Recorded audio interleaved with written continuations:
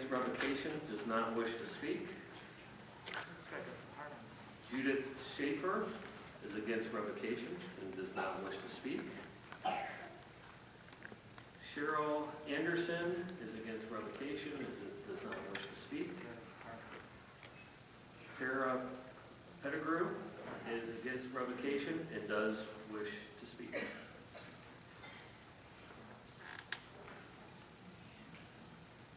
Hi, everybody.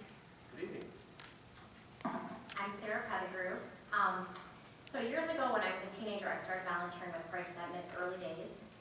And then when I became an adult, I went on to start a soup kitchen in my city. And so I volunteered with ChristNet off and on for 32 years, and I've been involved with the soup kitchen in Wyandotte for 17.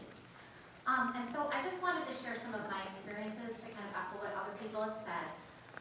Because I'm affiliated with the soup kitchen, I've learned just how desperate the need for affordable housing is in this area.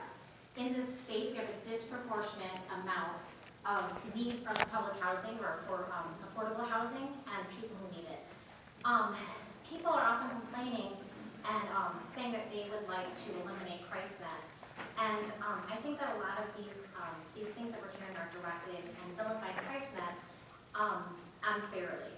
Homelessness is a complicated issue, and as someone who works with people who are living with homelessness and in poverty, a week doesn't go by that I receive a phone call from someone who is doubled up in a hotel room, a working mom, someone who's escaping domestic violence, a veteran, someone who's been living in a storage unit, someone who's just in an unsafe circumstance. There's not enough affordable housing in our area, and over the winter, I would spend hours calling around to every county, not just Wayne County, trying to find places for people to be housed. And ChristNet is the only show in town. And they've been doing a great job for 32 years. The thing that I want to say is that I was surprised to hear that ChristNet received a letter claiming that they had worked with the city to resolve issues, because this group of people that you see here, this is just a small cross-section of the amazing people who make ChristNet happen. They're represented in churches all across this community, and they champion the belief that everyone deserves dignity and they deserve a place to stay at night, and that housing and food are human rights. And so, my suggestion to the council, and I know that homelessness is a very complicated issue. There are some people who feel that there's this deserving poor and the undeserving poor, and I'm one of those radical people who thinks that everyone deserves a home, no matter whether they deserve it, quote unquote, deserve it or not. But I just feel that ChristNet deserves an opportunity to work out a solution with the city council, to talk about how they can get involved in neighborhood education and work with the neighbors. And then once that's resolved, the cities like Wyandotte and Lincoln Park and all these far-reaching places who utilize those services, we can work together and talk about how we create a task force to work on homelessness and the issues that it represents. So thank you so much for your help, and I hope that you'll vote on the side of kindness today. Next, we have Kara Waga, who is against revocation but does not wish to speak. Paul Carmella, who is against revocation and does not wish to speak.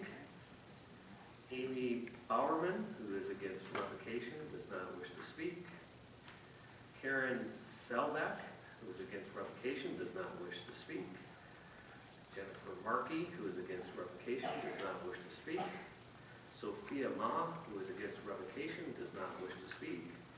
Doug Pettigrew, who is against revocation, does not wish to speak. Aaron Johnson, who is against revocation, does not wish to speak. KJ Petrie, who is against revocation and does wish to speak. Is KJ here? KJ Petrie, please come forward. Sounded too much like the Price is Right. Good evening. Good evening. I am a visitor to Taylor tonight. I'm here from Washtenaw County. I'm part of the Homelessness Solidarity Network in Washtenaw County. And I'm here to remind you that in making these decisions, you aren't only accountable to your residents here in Taylor, but you're accountable to the wider community and the wider city system. So in the past few days since we heard the news, we've been having conversations about what we'll do if we end up with an influx of people from Taylor.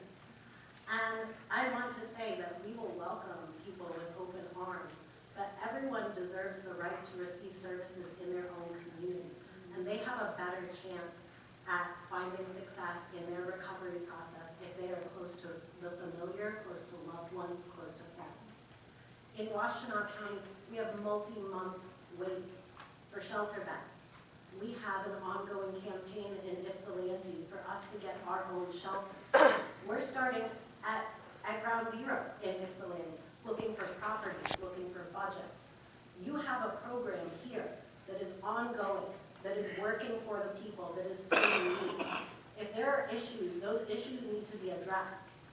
But the escalation of all of the issues that will occur if you suddenly have a huge deficit in services will impact your residents here and impact our entire service system across Southeast Michigan.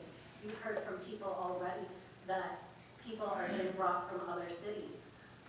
We're going to start crossing county lines. Those county lines are in some ways imaginary, but in some ways quite real. And we have to grapple with funding and availability of resources. I'm asking you to improve the programs that you have here, to work with people providing services, and to ensure that people can receive services where they live, where they need them. Thank you very much. Thank you. Next is Pastor Joe, who is against revocation and does wish to speak.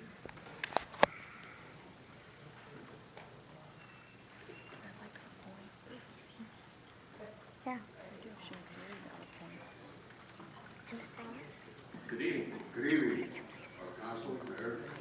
I'm from Heart to Heart Ministry, belong to the Lincoln Park Ministers Association, or Alliance. In our ministry, we deal a lot with people on the streets, people homeless, drug addiction, alcoholism. And ChristNet is a place that we can refer people to get help. They want to get help, they need help, and are seeking that help. We can't afford for a place like that that's coming to our last resort that we have. I mean, downriver, what's left? The ChristNet is gone. You know, Lincoln Park, all downriver, we have the same issue with people on the streets, but they're people. They're all people. I don't care if they're a drug addict or alcoholic or what he is, he's a person. And we need to treat them as people. And ChristNet does a wonderful job bringing these people back to being recognized as people.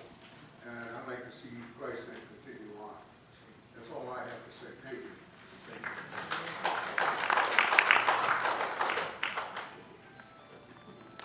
Next is Dan and Kathy Formia, who are against revocation and do wish to speak. Please turn your phones up. My name is Dan Cormier. I grew up in Taylor.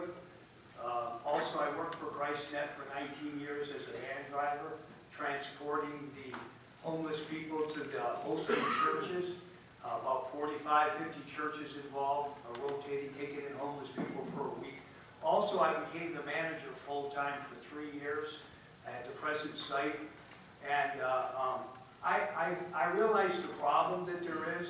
ChristNet draws the homeless people out of the woods, out of everywhere. They come from everywhere. And you get the riffraff too. You get the people that are on drugs.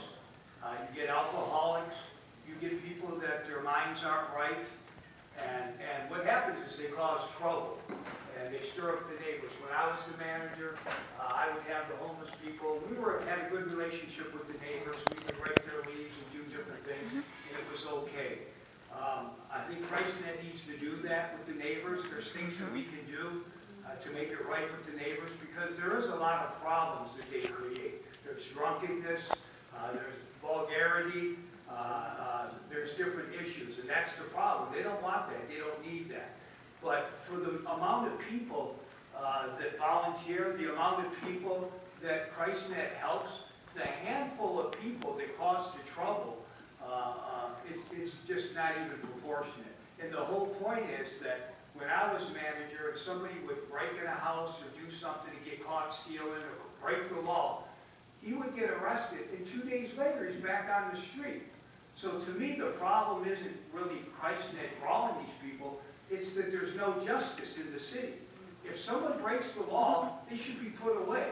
But the same ones repeating, causing the trouble, there's a half a dozen that cause the trouble all the time and ruin it for everybody else. And I just through the years, 32 years, ChristNet has been a blessing and a help. All these people have something to give and to volunteer. They give their hard-earned money, they give their time, and just to shut it down wouldn't be right, you know. So I just encourage you to keep it open. I think things can be worked out, but really there needs to be justice for the lawbreakers and to get them out of the way, and so they can help people, so they can do